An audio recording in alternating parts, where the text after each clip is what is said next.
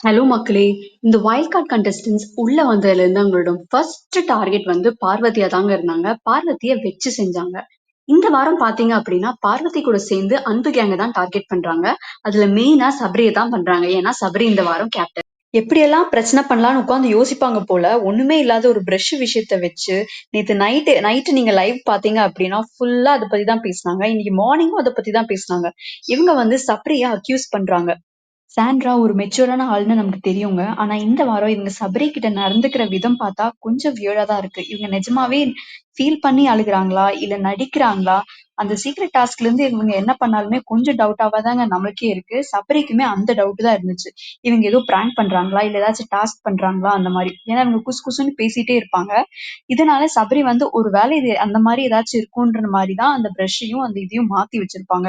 ஆனா அதையே இவங்க வந்து எங்கள தப்பா ப்ரொஜெக்ட் பண்றதுக்கு தான் சபரி இந்த மாரி பண்ணிட்டு இருக்காங்கிற மாரி போட்டுருவாங்க. எரியிற தீயில எண்ணெய் ஊத்துற மாரி பார்வதி அப்பப்ப வந்து இதேதான் எங்கிட்டயும் பண்ணாங்க, இதேதான் எங்கிட்டயும் பண்ணாங்கன்னு பதிவு பண்ணிட்டு போறாங்க.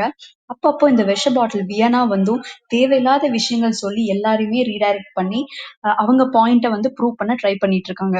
நீங்க எல்லாரும் ஒரு விஷயம் நோட் பண்ணியிருப்பீங்கங்க. இந்த லாஸ்ட் 5, 6 வீக்ஸாவே வெள்ளிக்கிழமை வந்தா பார்வதி அண்ட் திவாகர் ரொம்ப சைலண்ட் ஆயிருவாங்க. ஏன்னா வீக்கெண்ட் எபிசோட் வருது. விஜய் சேதுபதி சார் ஏதாவது கேட்டுருவாங்கன்னு சொல்லி எல்லார்கிட்டயும் நல்லா பேச ஆரம்பிச்சுருவாங்க. அதே மாரி இந்த வாரமும் அவங்க அப்படிதான் மெயின்டைன் பண்ணிட்டு இருக்காங்க. ஆனா இந்த வைல்ட் கார்ட் கண்டஸ்டன்ட்ஸ் இந்த பிரஷ் இஷ்யூவ கொண்டு வந்து ஒரு சீன கிரியேட் பண்ணிட்டு இருக்காங்க. எல்லாரையுமே வந்து கன்ஃப்யூஸ் பண்ற மாரி ஏதோ பண்ணிக்கிட்டு இருக்காங்க.